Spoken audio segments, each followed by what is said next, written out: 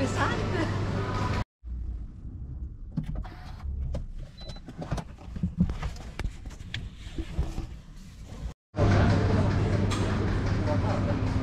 Pamelio. Nandito kami sa supermarket. Mga gatas dito. Matagal ang buhay ng mga ito. Hindi ito yung kailangan inumin na sa loob ng 3 days.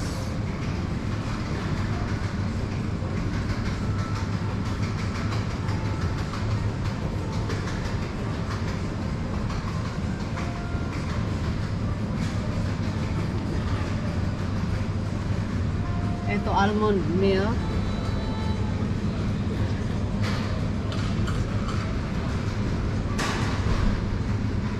Meron din silang coco.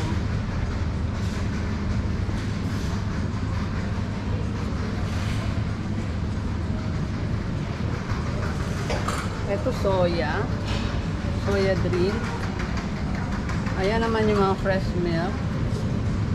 Dapat naka-ref ito. Yung kanina, i-re-ref kapag binuksan na. Ito kailangan laging naka-ref kahit sarado pa. Mabilis ito ma-expire. Fresh talaga ito. Ito naman yung mga drinks nila na Actimel. Parang yung Yakult natin. Then mga yogurt. Stevia. Yung mga tatak na yan. Masarap yan. At healthy.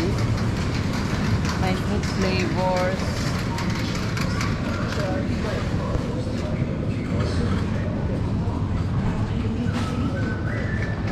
Ayaw mo. Gahanap asawa ko ng ano. Madalas kasi meron silang naka-promo ng mga oferta dito. Gahanap ka na. Ito masarap ito. Mga snack. Dessert pala. Parang yung mga gulaman na mga chocolate flavored o vanilla. Yan. Sarap yan. Pero siyempre, laging ano yan, matatamis eh.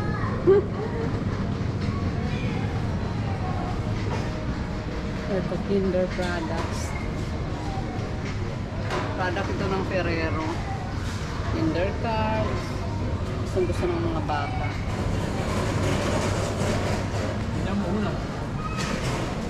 Sì, vero.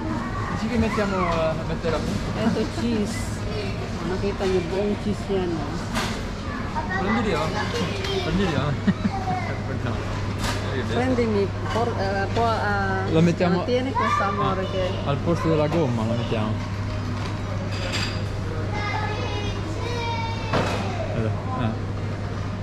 Laki!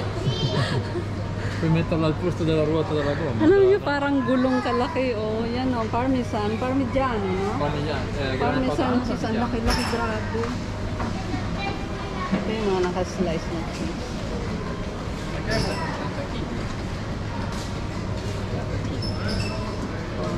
30 kilos daw ang kada isa niyan, sabi ng asawa ko. Ito masarap itong mayonnaise na ito. Itong tatak na ito. Beans. Kahit yung ketchup nila masarap.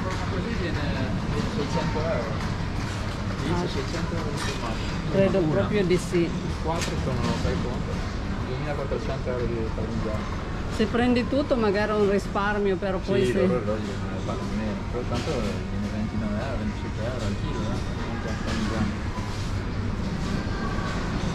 Mahal ang kilo ng parmigiano, reggiano.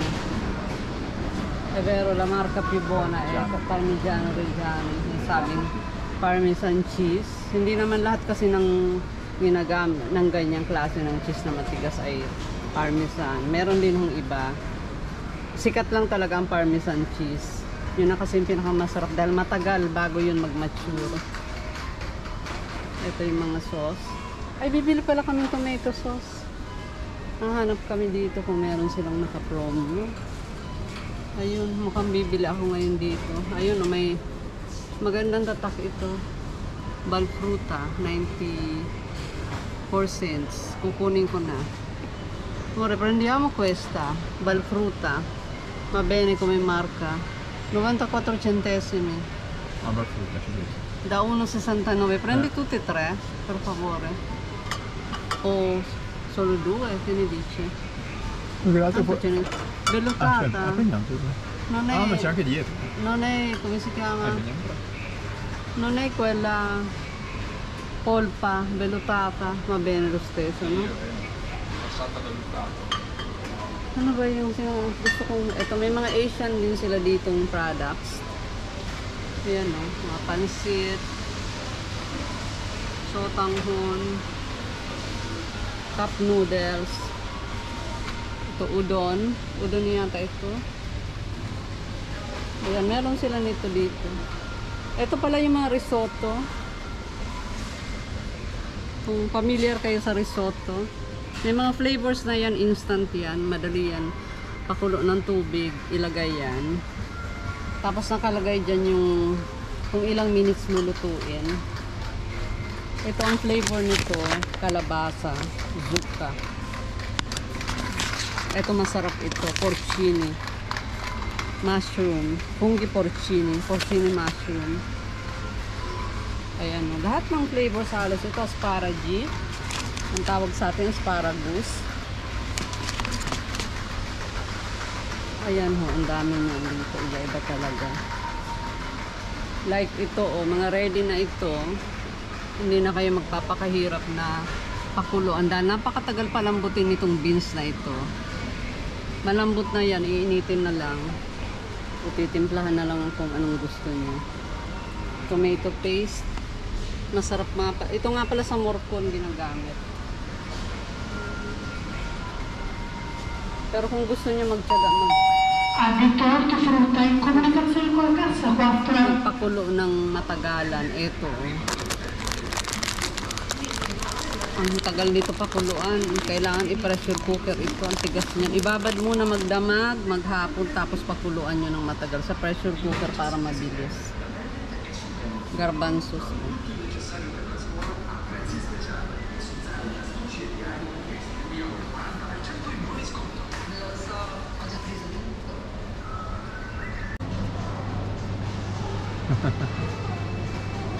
Pesante. Presto na. Ah, non le alzi, va quello. 30 kg. Già esce in due. Sarap nito. Parmesan cheese. Italian. Yan. Grazie amore. Vediamo se prosciutto.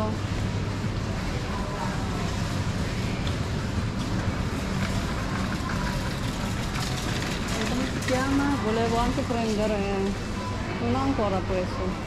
Ito mga ano rin ito. Ah, questo che abbiamo preso. E qua è pieno. Ayan. Nutella.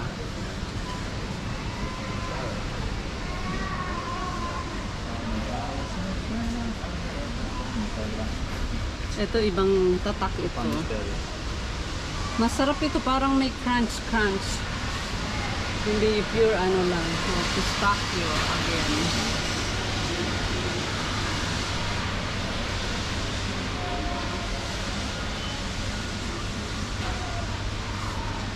Mahilig kayo sa coffee. Ayan ang coffee. Italian coffee. Pang mocha pot. Ito naman yung pang sa machine, Nespresso.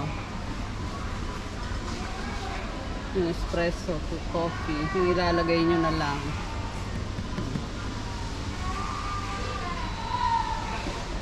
Ito yung sa amin. Dapat ganitong tatak kami. Nescafe Dolce Gusto sa makina namin.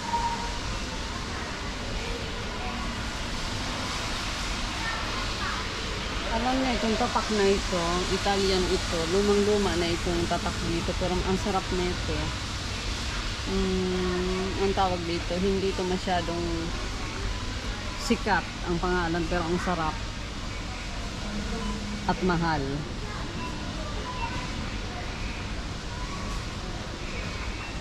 underrated yun. Nakuha ko na yung tamang salita. Underrated ito. Pero mas napakasarap at hindi ito yung mumurahin ng coffee. Ewan ko bakit hindi masyado itong, siguro dahil mahal nga. Hindi masyadong kilala. Hindi yung classic na, ang ano dito, traditional, Lavazza. Affordable at masarap. Ito, Lavazza. Lavazza in offerta. Anche. A parte che abbiamo ancora crema gusto 7,48 classico crema e gusto abbiamo preso Segafredo. Sì, sì. Ito naman yung kanilang mga coffee, the usual Nescafe meron din tayo sa Pilipinas. Ito naman yung mga grains na kailangan mo pang gilingin. Yan, ganyan pa yan. Meron naman akong panggiling sa bahay. Pag nung araw, nagtsatsaga ako magiling. Kasi fresh, masarap bagong giling na coffee. Iba talaga yung aroma. Ito naman yung kanilang mga chobar. Pag winter, chocolate drink, malapot, ganyan, no? Nalalaputan ako masyado, hindi ako mahilig at matamis. Cacao powder, cocoa powder, at orzo. Ang orzo ay isang klase ng drink na hindi ko makuha ngayon yung kung ano yung ginagamit. Ganito yan, no? Ito yan. Yan, grains na yan. Hindi coffee, hindi rin chocolate drink. Orzo, yun ang tawag nila. Ito naman ay mga jam. Peach. Ito. Peach ito. Ay no, hindi. Excuse me. Apricot. Peach. Magkahawig kasi. Pear. Hindi pa ako nakatikim nito. Hindi ako masyadong familiar dito sa pear jam. Ito, iba-ibang klase ng fruits. Fruity de Bosco ang tawag nila dun sa maliliit na fruits. Pag summer lang meron dito nun. Kaya naman mga ano yan, honey. Tingnan nga natin ito. Ito cherry. Cherry jam.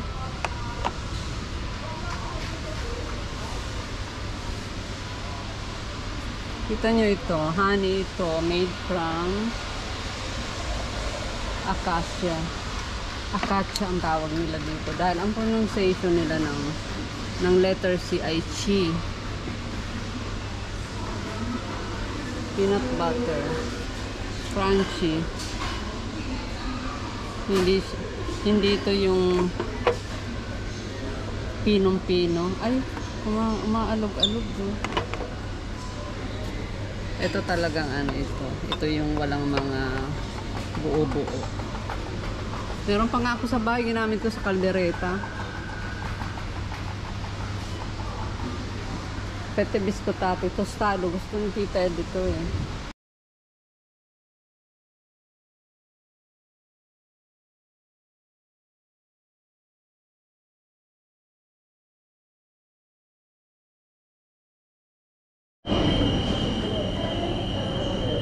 Kita nyo yan. May discount ng 50%. Kaya, pag namili kayo rito ng may mga ganyan, hindi pa rin ganun kahirap, kabigat sa gastos. Iba-ibang flavors. Masarap ito. Last time, bumili kami ng dalawang magkaibang flavors. Naubos na namin yung isa. Yung isa, ubusin pa namin. Kaya this time, kukuha kami naman ng ibang klase ng ice cream, yung cone naman ngayon. Ito mga puro ito frozen. Hindi yung frozen ni Elsa, frozen goods. Masarap ito, green peas.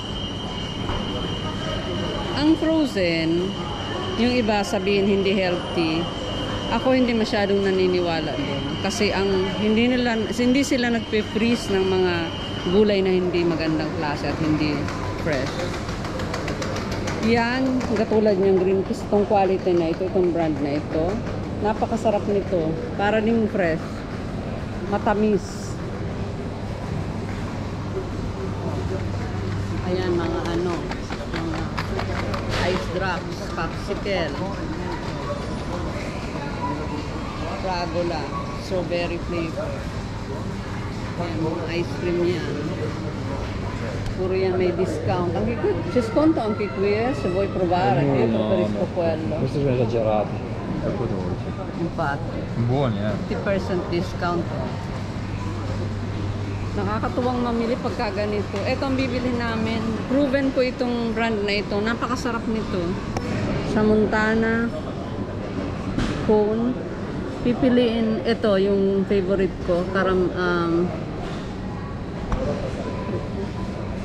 Vuoi panna o crocantino o crema? Com'è?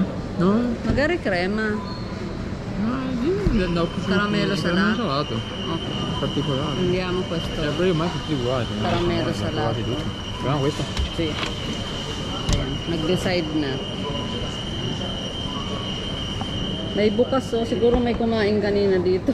Bukas eh. Kita nyo yun. Ayan. Dito naman tayo. Ay, ito. Ito mga salad ito. Ready to eat. Ang dami ng choices. Mga gulay. Kaya yung kalabasa rito. 260 ang kilo pagka ganitong bukas na. Kasi kung ayaw mo ng buo, dahil napakarami. Pag buo, mura. 185 ang kilo. Paghati 260. Ito ang labanos. Laban ka. Ang laki-laki o ang haba. Broccoli. Yan, kalabasa nila. Ginagawa nila yan na parang ano. Yung minuboil tapos ginagawang parang cream. Masarap yan. Lalo sa bata. Mais. Mga patatas ayun. Nakita ko na ba kami? Ito naman yung patatas. Kung ayaw nyong magbalat, kung gusto nyo ready na frozen ng mga patatas, luto nyo sa air fryer. Ang sarap nito. Naka-ready na yan. Nakahiwa na. French fries. Ito may forma-forma pang ito. Lalakad na kami kasi may ice cream na kami. Baka matunaw. Ito mga soup. Soup, mga ano, vegetable soup. Ready na rin. Freeze nyo lang. Tapos pag gusto nyo, yung mga nagtatrabaho, mga busy-busy, iluto mo. May pizza din silang frozen. Kung busy kayo, nag-stock kayo nito sa freezer. Tapos pag gusto nyo kumain, ayaw nyo lumabas. Gusto nyo magtipid, sa bahay lang kayo kumain. Kung ayaw nyo gumawa ng pizza sa bahay, di kayo marunong o ano, ice cream ito. Ayan. Babayad na kami. Ito mga sabon. Yamo di qua, la prima casa. Sembra più libera. Mga sabon, cleaning products. Ayan. Ito masarap dalhin sa Pilipinas. Pag nag-retire kami, dapat makumpleto ako niyan. Maganda ang mga products nila dito panlinis. Marami. Ayan, panghugas ng plato. Again. Nakapamili na kami.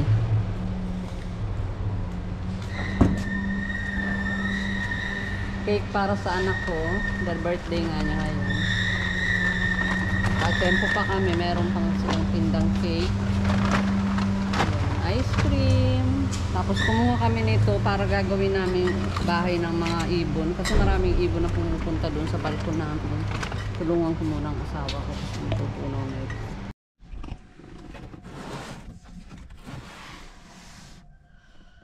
Hahawakan ko lang itong cake. Mahirap na, baka masira pag nilagay ko dun sa lagayan ng mga pinamili namin no sa likod. Alam nyo na, pag gumalaw-galaw na, baka ma-okray lang. Ma-okray. Hawakan lang natin. Maganda naman ang packaging nila eh. Napakakapal ng plastic. Tsaka hindi talaga dumidikit sa cake yung cover. Pero ito medyo ano na kasi na nagalaw-galaw nung habang nag-iikot kami.